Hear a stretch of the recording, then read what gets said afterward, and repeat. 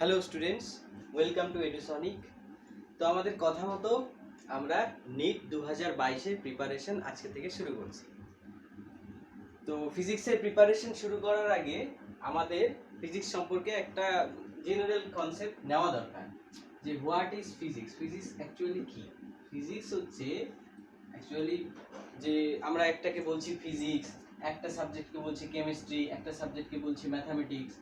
এগুলো তো শুরু থেকে আসেনি, এগুলো মানুষই নাম দিয়েছে। কোনো একটা সাবজেক্টকে দিয়েছে ফিজিক্স, কোনো একটাকে কেমিস্ট্রি, কোনো একটাকে ম্যাথামেটিক্স।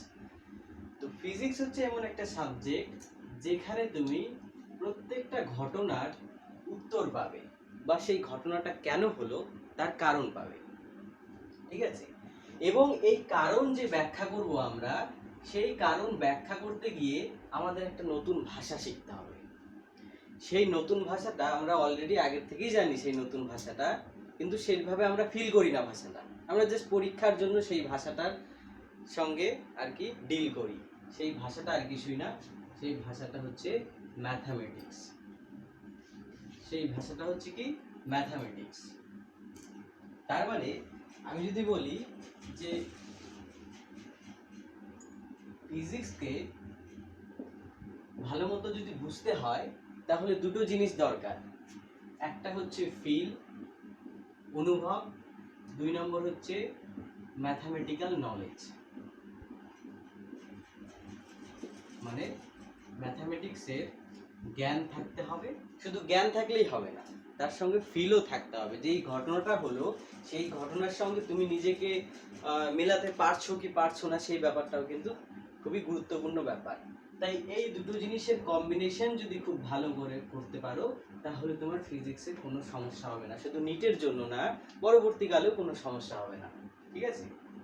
যাই হোক, তো আমরা আজকে এই ম্যাথামেটিক্যাল নলেজটাকে এনহ্যান্স করার জন্য কিছু ম্যাথামেটিক্যাল টুল শিখবো আজকে। আর মানে প্রপার তোমার কি বলে সাবজেক্টে ঢোকার আগে বেসিক ম্যাথামেটিক্যাল টুল যেগুলো আমাদের লাগবে পরবর্তীতে, সেগুলো আমরা শিখবো, ঠিক আছে? এই শিখতে ধরো 2-3টে ক্লাস লাগবে, তারপর আমরা একদম যে মেইন টপিক সেটাতে ঢুকবো। তো আজকে বেসিক ম্যাথামেটিক্স ফর ফিজিক্স এর মধ্যে প্রথম টপিক হচ্ছে ডিফারেন্সিয়েশন, যেটাকে বাংলায় বলা হয় অবকলন, ঠিক আছে? তো ম্যাথামেটিক্সের অনেক শাখা আছে, বীজগণিত, পাটিগণিত, ত্রিকোণমিতি। সেই রকমই ম্যাথামেটিক্সের আরেকটা শাখা হচ্ছে ক্যালকুলাস, যেটাকে বলা হয় ক্যালকুলাস, ঠিক আছে? এই ক্যালকুলাসের মধ্যে বেসিক্যালি আরো দুটো শাখা আছে, একটা হচ্ছে ডিফারেন্সিয়েশন, আরেকটা হচ্ছে ইন্টিগ্রেশন। একটা হচ্ছে ডিফারেন্সিয়েশন, একটা হচ্ছে ইন্টিগ্রেশন। তো প্রথমে আমরা এই ডিফারেন্সিয়েশন সম্পর্কে শিখব। আমি বলতে গেলে অনেক কথাই বলতে হয়, কিন্তু যেহেতু এটা একটা ম্যাথামেটিক্স ক্লাস না, এটা জাস্ট ফিজিক্সের সঙ্গে ডিল করতে গেলে যেসব ম্যাথামেটিক্যাল টুল আমাদের দরকার সেগুলো আমরা পড়ছি, সুতরাং খুব গভীরে গিয়ে আমি কিন্তু বলবো না, ঠিক আছে? তাহলে প্রথমে হচ্ছে ডিফারেন্সিয়েশন বা অবকলন। তোমরা বাংলা নাম তো মনে তোমাদের রাখতেই হবে, তার সাথে সাথে অবশ্যই ইংরেজি নামগুলো মনে রাখবে, যেটা তোমাদের ভালোর জন্যই বললাম। যাই হোক,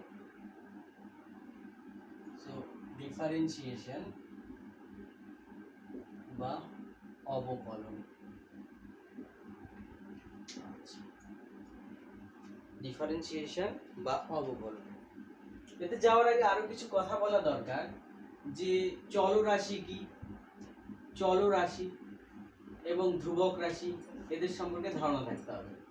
চলরাশি কি? যেরকম আমি একটা সমীকরণ লিখলাম y = x² + 2x + 3, ঠিক আছে? তো এই সমীকরণে দেখো x এর মান 1 পুট করো, y চেঞ্জ হয়ে যাবে, x এর মান 2 পুট করো, y চেঞ্জ হয়ে যাবে, x এর মান 3 পুট করো, y চেঞ্জ হয়ে যাবে।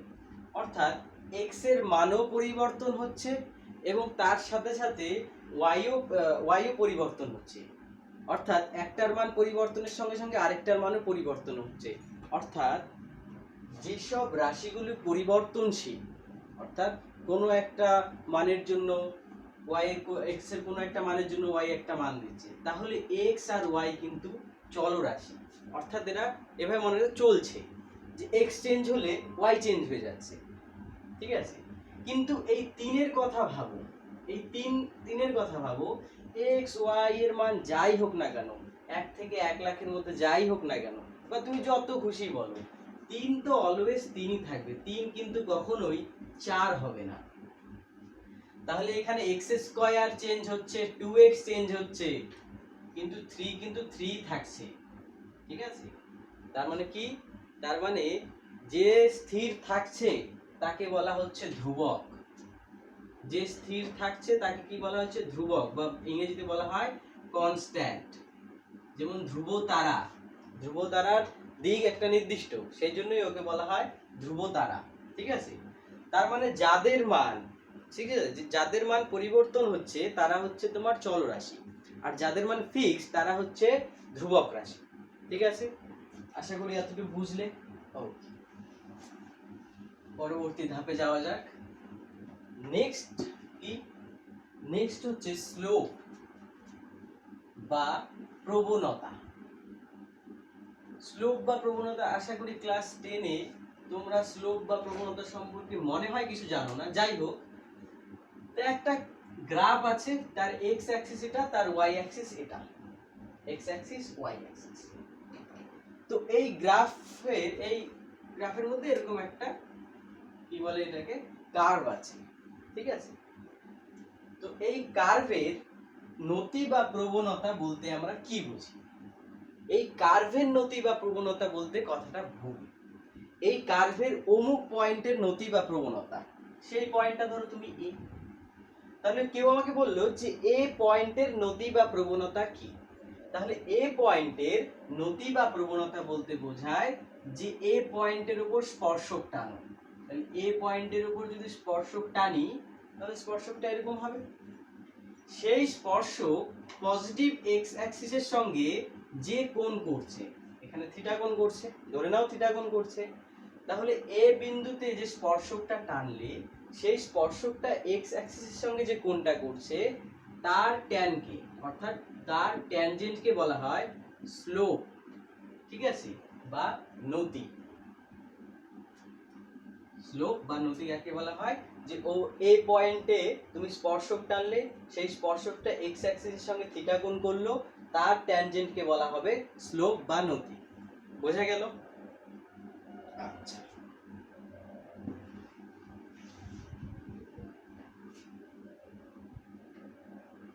এবার গ্রাফটা দেখো, এরকম একটা গ্রাফ আছে, এই গ্রাফের মধ্যে এ পয়েন্ট আছে, এই গ্রাফের মধ্যে বি পয়েন্ট আছে। এই গ্রাফটা থেকে খুব ভালোভাবেই বুঝতে পারছো যে প্রত্যেকটা পয়েন্টের কোঅর্ডিনেট আলাদা আলাদা। কোঅর্ডিনেটকে বাংলায় বলা হচ্ছে স্থানাঙ্ক, স্থানাঙ্ক আলাদা আলাদা। তাহলে এ এর স্থানাঙ্ক মনে করো x, y, বি এর স্থানাঙ্ক নিশ্চয়ই x প্লাস সামথিং হবে, মানে x এর থেকে বেশি হবে, আগের যে x ছিল সেটাকে বলো তুমি ডেল্টা x। ডেল্টা x মানে x কিছুটা বাড়ছে, কতখানি বাড়ছে, ডেল্টা x। ধরো আগে যদি x 2 ছিল, তো এখন a পয়েন্টে x 2 ছিল, b পয়েন্টে x মনে করো হয়ে গেল 5, তার মানে কি 5 সমান 2 প্লাস 3, অর্থাৎ এখানে ডেল্টা x টা হচ্ছে 3, কারণ 2 তো আগেই ছিল, কতখানি বাড়লো, 3 বাড়লো, সো ডেল্টা x 3। আচ্ছা, সিমিলারলি x যেহেতু বেড়েছে এবং হাইটটাও বেড়েছে, সুতরাং y ও বাড়বে, সো y ও মনে করো y প্লাস ডেল্টা y হলো, ঠিক আছে। তাহলে x এর a এর স্থানাঙ্ক হচ্ছে x, y এবং b এর স্থানাঙ্ক হচ্ছে x plus delta x, y plus delta y। আচ্ছা, তাহলে এতটুক হবে ডেল্টা x, ঠিক আছে। সিমিলারলি এতটুক হবে ডেল্টা y। খুব ভালো করে দেখো, কারণ এতটুক হচ্ছে x, এতটুক হচ্ছে x প্লাস ডেল্টা x, তাহলে মাঝেরটা কত, ডেল্টা x। সিমিলারলি এতটুক হচ্ছে y, এতটুক হচ্ছে y প্লাস ডেল্টা y, তাহলে এতখানি কত, ডেল্টা y, ঠিক আছে। এবার আমি যদি বলি যে ডিফারেন্সিয়েশন মানে হচ্ছে এক্স এর সাপেক্ষে ওয়াই কতখানি চেঞ্জ হলো। এই গ্রাফের মধ্যে দুটো ভ্যারিয়েবল আছে, একটা হচ্ছে এক্স, একটা হচ্ছে ওয়াই। তাহলে এক্স এর সাপেক্ষে অর্থাৎ এক্স মনে করো 2 থেকে 3 হলো, তাহলে ওয়াই কিরকম ভাবে চেঞ্জ হবে, সেটাই হচ্ছে তোমার ডিফারেন্সিয়েশন বা অবকলন। তাহলে কার সাপেক্ষে কার চেঞ্জ? এক্স এর সাপেক্ষে ওয়াই এর চেঞ্জ। তাহলে সেটা আমরা কিভাবে লিখতে পারি? ডেল্টা ওয়াই আপন ডেল্টা এক্স। এটাই তো ডেল্টা এক্স এর সাপেক্ষে ওয়াই এর চেঞ্জ। এক্স এক্স আগে ছিল এক্স, তারপর হলো x plus delta x, change কত হলো? Delta x. তার সাপেক্ষে ওয়াই কতখানি চেঞ্জ হলো? Delta Y. অর্থাৎ এক্স এর সাপেক্ষে ওয়াই এর চেঞ্জ কি বোঝাবে? এটাই বোঝাবে এক্স এর সাপেক্ষে ওয়াই এর চেঞ্জ। ঠিক আছে, এবং এটা কার সমান হবে বলো তো? এটা হচ্ছে এইটুক ডেল্টা এক্স হলো এইটুকু ডেল্টা এক্স, এইটুক ডেল্টা ওয়াই। তাহলে এ বি যদি কানেক্ট করো, এখানে একটা সমকোণী ত্রিভুজ পাচ্ছ, এই অ্যাঙ্গেলটা মনে করো থিটা। তাহলে ভূমি লম্ব বাই ভূমি সেটা হয়ে যাচ্ছে কি ট্যান থিটা, লম্ব বাই ভূমি, অর্থাৎ delta Y by delta X equal to tan theta. এবার দেখো তো তুমি একে কি স্লোপ বলবে? একে কি স্লোপ বলবে? স্লোপ কি বলতে পারবে? এই রাশিটাকে কি স্লোপ বলতে পারবে? এই রাশিটাকে স্লোপ বলতে পারবে না, কারণ এই রাশিটা এ এবং বি এর উপর কিন্তু স্পর্শক নয়। স্পর্শক হলে তুমি স্লোপ বলতে পারবে। তাহলে স্লোপ কখন বলতে পারবে? স্লোপ তখনই বলতে পারবে যখন এ আর বি খুব কাছাকাছি হবে। এ আর বি এর যে স্থানাঙ্ক এটা খুব কাছাকাছি হবে। আমি যদি দেখানোর চেষ্টা করি, তাহলে এটা মনে করো এ, এটা মনে করো বি, এ বি। তাহলে যে স্পর্শকটা টানবে সেটা এ এবং বি উভয়ের উপর স্পর্শক হবে, কিন্তু এই ক্ষেত্রে এই স্পর্শকটা কিন্তু এ আর বি এর উভয়ের উপর স্পর্শক না, বরং তাদেরকে কাট করে গেছে। তো যখন এ আর বি বিন্দু দুটি খুব পরস্পরের খুব নিকটবর্তী হবে, তখন আমরা এক্স্যাক্টলি স্পর্শক পাবো, এবং সেই স্পর্শক পাওয়ার ফলে আমরা এই ট্যান থিটাটাকে স্লোপ বা নতি বলতে পারবো। ঠিক আছে, অর্থাৎ ডেল্টা এক্স যখন টেন্ডস টু 0 হবে, ডেল্টা এক্স টেন্ডস টু মানে ডেল্টা এক্স এর মান যতটা কমাতে পারো, অর্থাৎ এই যে বেধটা এটা যতটা কমাতে পারো, তাই বলে 0 করে দিই না। টেন্ডস টু 0 আর ইজ ইকুয়াল টু 0 এর মধ্যে পার্থক্য আছে। টেন্ডস টু 0 মানে 0 এর কাছাকাছি যতটা পারো, বাট ইজ ইকুয়াল টু 0 মানে সমান 0।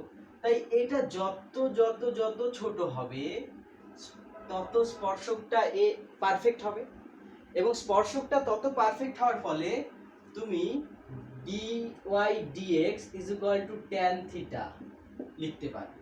কারণ ডেল্টা ওয়াই একটা বড় চেঞ্জ ছিল, আরো ক্ষুদ্র চেঞ্জের জন্য সেটাকে লেখা হচ্ছে dy। ঠিক আছে, ডেল্টা এক্স একটা বড় চেঞ্জ ছিল, সেটাকে ক্ষুদ্র করে দিলাম, কারণ ডেল্টা এক্স থেকে কমতে কমতে একদম dx হয়ে গেল। সুতরাং এই যে dy dx টা, এই যে dy dx টা, এটাকে বলবে তুমি নতি বা slope at point A or B, কারণ A B খুব কাছাকাছি আছে।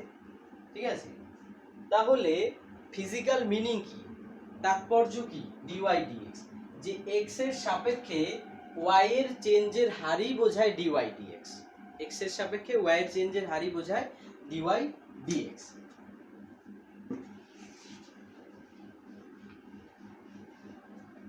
তাহলে dy dx কি বোঝায়? যে x এর পরিবর্তনের সাপেক্ষে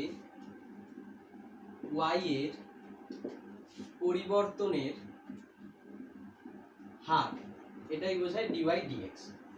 ঠিক আছে, এবার এই dy dx এর কিছু আমরা রুল শিখবো যেগুলো আমাদের লাগবে।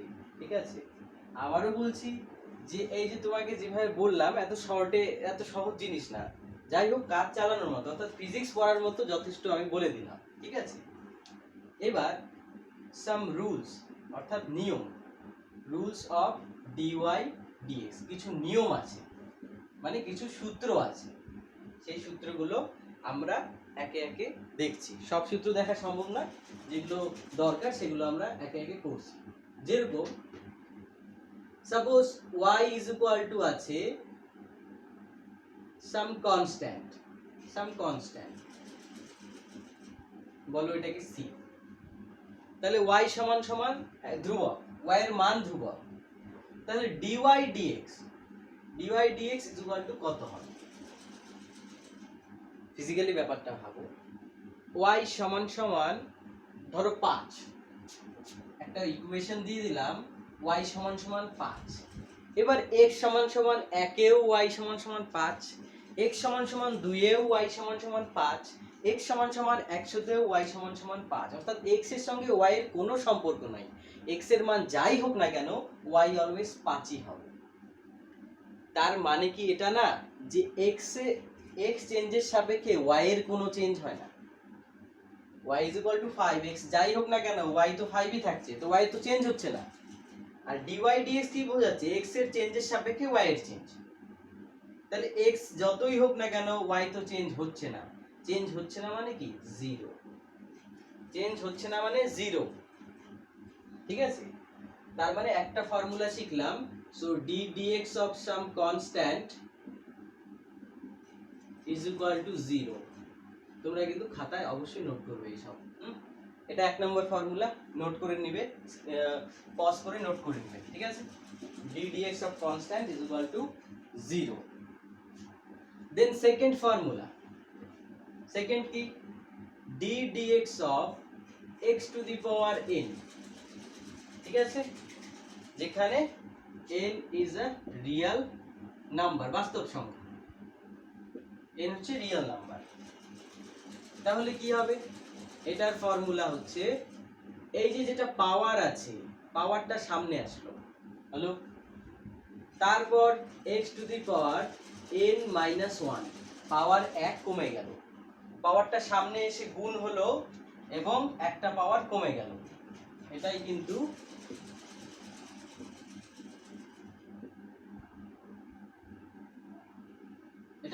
আরেকটা ফর্মুলা, যে y is equal to যদি x to the power n থাকে তাহলে dy dx কি হবে? n into x to the power n minus 1, n into x to the power n minus 1 হবে dy dx, ঠিক আছে? আচ্ছা অ্যাপ্লাই করি, অ্যাপ্লাই করলে ভালো বুঝতে পারবে। বললো y is equal to x to the power 5, তাহলে dy dx কত? এখানে একটা ভাষা লিখতে হয় যে উভয় পক্ষে x এর সাপেক্ষে অবকলন করে পাই। So dy dx is equal to d dx of x to the power 5। এই যে d dx এটা একটা অপারেটর, অপারেটর মানে যে অপারেশন করে, ঠিক আছে? এটা কিন্তু গুণ বা ভাগ এরকম কোনো ব্যাপার না, এটা একটা অপারেটর যেটা অপারেশন করে। যেমন 3 plus 2, তো প্লাস হচ্ছে একটা অপারেটর যেটা 3 আর 2 এর মধ্যে অপারেট করছে এবং তার ফলে নিয়ম অনুযায়ী হচ্ছে 5। সিমিলারলি d dx ও একটা অপারেটর। তাহলে এই ক্ষেত্রে কি হবে? n কত? n হচ্ছে 5, ফর্মুলা কি ছিল? d dx of x to the power n is equal to n into x to the power n minus 1। তাহলে n সামনে আসবে, তার মানে 5 সামনে আসলো, x n minus 1 হবে, তাহলে 5 minus 1, তার মানে 5 into x to the power 4, 5 into x to the power 4 হচ্ছে 1 minute.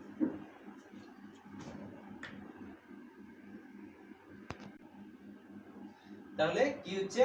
d dx of x to the power 5, তো 5 হচ্ছে n, nটা সামনে আসলো, দেন x to the power n minus 1 হয়, 5 minus 1 that is 5 into x to the power 4। তাহলে এটা ছিল আমাদের 2 নম্বর ফর্মুলা। এবার আসা যাক 3 নম্বর ফর্মুলাতে। 3 নম্বর ফর্মুলা কি? 3 নম্বর ফর্মুলা হচ্ছে y is equal to, আছে মনে করো, c into x to the power n, c into x to the power, যেখানে c হচ্ছে কনস্ট্যান্ট মানে ধ্রুবক। তাহলে dy dx কি হবে? dy dx হবে c into d dx of x to the power n, কারণ c তো ধ্রুবক, x চেঞ্জ হোক না হোক ধ্রুবকের সঙ্গে তো তার কোনো সম্পর্ক নেই, তাই c অপারেশনের বাইরে, অপারেশনের আন্ডারে কে আছে? x to the power n আছে, তো x to the power n একটু আগেই করলাম, n into x to the power n minus 1। তাহলে dy dx হয়ে যাচ্ছে কি c into n into x to the power n minus 1 apply করা যাক suppose y is equal to 5x cube 5x cube তাহলে dy dx কি হবে 5 বাইরে থাকবে d dx এর উপর x এর কিউবের উপর d dx অপারেট হবে দেন 5 into 3 x to the power 3 minus 1 15x square 15x square ঠিক আছে তাহলে অ্যাপ্লাই করলাম আচ্ছা তাহলে 3 নম্বর ফর্মুলা হলো এবার 4 নম্বর ফর্মুলা নাম্বার 4 ফর্মুলা নাম্বার 4 কি d dx of u plus v ধরো দুটো চলরাশি u plus v অর্থাৎ যোগ আকারে আছে তাহলে কি হবে এটা কি বোঝায় যে u plus v অর্থাৎ u plus v এর চেঞ্জ কার সাপেক্ষে x এর সাপেক্ষে তার মানে কি সেপারেটলি u এর চেঞ্জ x এর সাপেক্ষে এবং সেপারেটলি v এর চেঞ্জ x এর সাপেক্ষে যোগ করলেও তো একই ব্যাপার হবে তাহলে কি হচ্ছে এটাকে লেখা যাচ্ছে du dx plus dv dx অর্থাৎ সেপারেটলি u এর চেঞ্জ x এর সাপেক্ষে যোগ সেপারেটলি v এর চেঞ্জ x এর সাপেক্ষে কার সমান হয় এদের মোট চেঞ্জ x এর সাপেক্ষে এদের মোট চেঞ্জ x এর সাপেক্ষে ঠিক আছে তো এটা অ্যাপ্লাই করি যে d dx of x cube plus x square হলো তাহলে কি d dx of x cube separate হয়ে যাবে বিকজ এটা হচ্ছে u এটা হচ্ছে v সেপারেট হয়ে যাচ্ছে d dx of x square তাহলে x cube করলে কি হবে এখন আর ভেঙে ভেঙে করব না একবারে বলো 3x square এটা করলে কি হবে 2x তাহলে u plus v ফর্মে কিন্তু করলাম ঠিক আছে অর্থাৎ দুটো চলরাশি যদি যোগ আকারে থাকে তাহলে এই ফর্মুলা ফলো হবে এর পরের নিয়ম কি নিয়ম নাম্বার 5 বা রুল নাম্বার 5 যে বিয়োগ আকারে আছে যোগও তো এক ধরনের বিয়োগী বা বলতে পারো বিয়োগও এক ধরনের যোগী বিয়োগ এক ধরনের যোগ এই কথাটা ঠিক আছে আগেরটা একটু ভুল আছে হ্যাঁ তো বিয়োগও এক ধরনের যোগী তার মানে কি এটা করলে কি হবে du dx minus dv dx কিছুই না জাস্ট সাইনটা ওখানে প্লাস ছিল এখানে মাইনাস অ্যাপ্লাই করার কোনো দরকার পড়ছে না 6 নম্বরে চলে আসছি রুল নাম্বার 6 কি যে এবার গুণ অবস্থায় আছে দুটো চলরাশি এবার গুণ অবস্থায় আছে কিরকম d dx of uv u এবং v উভয়ই চলরাশি এবং এটা গুণ অবস্থায় আছে তো গুণ অবস্থায় যদি থাকে তাহলে কি হবে এটা একটু মজার নিয়ম যে প্রথমে বলো u ফিক্সড u কে ধরবে না x কার উপর অপারেট হবে v এর উপর সো dv dx ঠিক আছে u কে বললাম না তোকে ধরবো না v কে ধরবো তাহলে u কে রাখলাম v এর উপর x অপারেট করলাম ঠিক আছে তারপর কি প্লাস এবার সবারই তো দিন আসে u কে আগেরবার ছেড়ে দিয়েছিলাম এবার ছাড়া যাবে না এবার u কে ধরতে হবে তো u কে ধরতে গেলে v কে ফিক্সড রাখতে হবে v du dx অর্থাৎ গুণ আকারের যে formula d dx of uv সেটা হচ্ছে u dv dx plus v du dx apply করি suppose y is equal to x cube হ্যাঁ x cube plus 3 into 2x এরকম আছে ঠিক আছে আচ্ছা তাহলে অ্যাপ্লাই করছি কিন্তু হ্যাঁ dy dx বলো এটা u এটা v এটা u এটা v তাহলে u fixed x cube plus 3 ধরছি না ঠিক আছে v এর উপর অপারেট হলো প্লাস এবার v ফিক্স থাকবে কার উপর অপারেট হবে x cube plus 3 এর উপর ঠিক আছে এবার dy dx is equal to x cube plus 3 যা ছিল তাই থাকবে 2x করলে কত হবে বলো তো 2x করলে কত হবে d dx of এখানে দেখো d dx of 2x দুটো কনস্ট্যান্ট বাইরে গেল x এর উপরে কিছু নাই মানে কি 1 আছে তাহলে 1 সামনে আসলো n টা সামনে আসলো n minus 1 হলো তোমার 2 into 1 2 x to the power 0 that is 2 বুঝতে পারলে ভেঙে ভেঙে করলাম তুমি আবার তোমরা ভেঙে ভেঙে করবে না জাস্ট একবারে এখানে 2 লিখবে প্লাস 2x থাকবে আচ্ছা, এটা দেখো যোগ আছে তাই ভেঙে যাবে, সেপারেট হবে d dx of x cube plus d dx of 3। ওকে, এবার dy dx is equal to 2 into x cube plus 3 plus 2x into, আচ্ছা x কিউবের করলে কত হবে একবারে বলো, x কিউব 3 সামনে আসবে 1 বিয়োগ হবে, তার মানে 3x square d dx of 3 d dx of constant কত হয় 0, সো আলটিমেটলি ব্র্যাকেট ক্লোজ হয়ে গেল। তারপর এটাকে মডিফাই করা যাবে বা সিম্পলিফাইড করা যাবে। তাহলে গুণের একটা ফর্মুলা কিন্তু আমি দেখালাম, ঠিক আছে, এবং সেটা অ্যাপ্লাই করে আমি দেখালাম। বাড়িতে এরকম নিজে নিজে বসিয়ে করবে, তাহলে কি হবে, হাত পাকা হবে, ঠিক আছে। আচ্ছা, নেক্সট, তো গুণ আকারে যদি থাকে ভাগ আকারে কেন থাকবে না? দুটো চলরাশি গুণ আকারে থাকতে পারে, তাহলে ভাগ আকারেও থাকতে পারে। So d dx of u by v কি হবে, এটা মনে রাখতে হবে যে v স্কয়ার, নিচেরটার স্কয়ার, হরের স্কয়ার। এবার v স্কয়ার কে যেহেতু v এর কিছু করলে তাই উপরে v ফিক্সড, এটা মনে রাখার নিয়ম, এটার কোনো লজিক নেই কিন্তু। v ফিক্সড কাকে করতে হবে, du dx, এবার দিতে হবে মাইনাস, গুণের সময় ছিল প্লাস, এবং এবার u কে ফিক্সড রেখে dv dx করতে হবে, ঠিক আছে। এটা হচ্ছে আমার ভাগের ফর্মুলা। এটা কার ফর্মুলা, ভাগের ফর্মুলা, ঠিক আছে। আচ্ছা, অ্যাপ্লাই করি, d dx of x cube plus 3 2x plus 1 এরকম আছে, অর্থাৎ এর উপর d dx অপারেট করলে কি হবে। তাহলে আমার v কোনটা, v হচ্ছে হরের স্কয়ার। এবার v ফিক্স থাকবে, ফিক্স থাকলো, d dx কার উপর অপারেট হবে, 2x plus 1 অর্থাৎ u এর উপর অপারেট হবে। তারপর কি হবে, একটা মাইনাস সাইন হবে, তারপর u ফিক্স থাকবে, 2x plus 1 ফিক্স থাকলো, d dx কার উপর অপারেট হবে, x কিউব প্লাস 3 এর উপর। ওকে, এবার x কিউব প্লাস 3 এর স্কয়ার দিলে x কিউব প্লাস 3, এবার আমাকে একবারে বলো, এবার আমি ভাঙবো না, দরকার পড়লে পজ করো ভিডিও, পজ করে ভেবে তারপর বলো যে d dx of 2x plus 1 করলে কি হবে, যোগ আকারে আছে, সেপারেট হয়ে যাবে, 2x করলে কত হবে 2, 1 এর করলে কত হবে 0, সুতরাং 2 মাইনাস, বুঝতে পারলে না, d dx of 2x plus 1, তার মানে কি d dx of 2x plus d dx of 1, d dx of 2x করলে কি হবে, একটু আগে করলাম 2 হয়, ঠিক আছে, প্লাস 0 দ্যাট ইজ 2, ওটাই ওই 2 লিখেছি আমি এখানে। ওকে, 2x plus 1 d dx, এটা বলো কি হবে, এক্স্যাক্টলি 3x স্কয়ার। এবার এটা সিম্পলিফাই করলে কিছু একটা আসবে। তাহলে ভাগের ফর্মুলাও আমরা শিখলাম। এই কয়টা ছিল তোমার এই মুহূর্তে জানা দরকার এমন কিছু ফর্মুলা। এছাড়াও ট্রিগোনোমেট্রিক ফর্মুলা আছে, সাইন কস ট্যান এদের করলে কি হয়, ইনভার্সের ফর্মুলা আছে, ঠিক আছে, এক্সপোনেনশিয়ালের ফর্মুলা আছে, ওগুলো আপাতত দরকার পড়বে না, যদি কোনো বিশেষ প্রবলেমে দরকার পড়ে তাহলে তখন আমি বলে দেব, ঠিক আছে।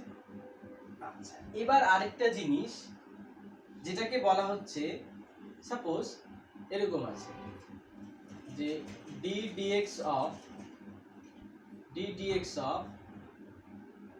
2x square plus 3x plus 5 whole square, তাহলে তো মুশকিল, এরকম তো শিখি নাই, শিখছি কি x to the power n, but এখানে তো অনেক কিছু আছে, ভয় পাওয়ার কিছু নেই, জাস্ট সব থেকে এটাকে বলা হয় চেইন রুল বলা হয়। হ্যাঁ, চেইন রুল, আমি তোমাকে সহজ ভাষায় বোঝানোর চেষ্টা করছি। এটা কার মতো দেখতে, এই গোটা জিনিসটা, এই গোটা ফাংশনটা x to the power n এর মতো দেখতে। x to the power n এর মতো যদি দেখতে হয় তাহলে প্রথমে x to the power n এর d dx করলে কি হয় সেটা বের করো, অর্থাৎ এই গোটাটা x, তাহলে n সামনে আসবে, 2x square plus 3x plus 5, একটা বিয়োগ হবে 2 মাইনাস 1 হলো।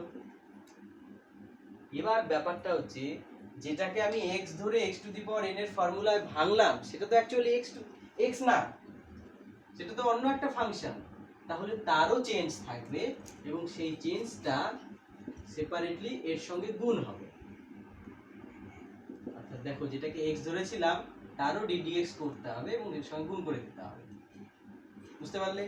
তাহলে 2x square plus 3x plus 5 into এটা করলে কি হবে? এটা করলে হবে 4x প্লাস 3, 4x প্লাস 3, ঠিক আছে? 2x square plus 3x plus 5, 4x plus 3। ওকে, এবার এটা গুণ করলে কিছু একটা হবে, সেটা সিম্পলিফিকেশন দরকার। তাহলে এটাকে বলা হচ্ছে চেইন রুল। এটাকে কি বলা হচ্ছে? Chain rule. চেইন রুলের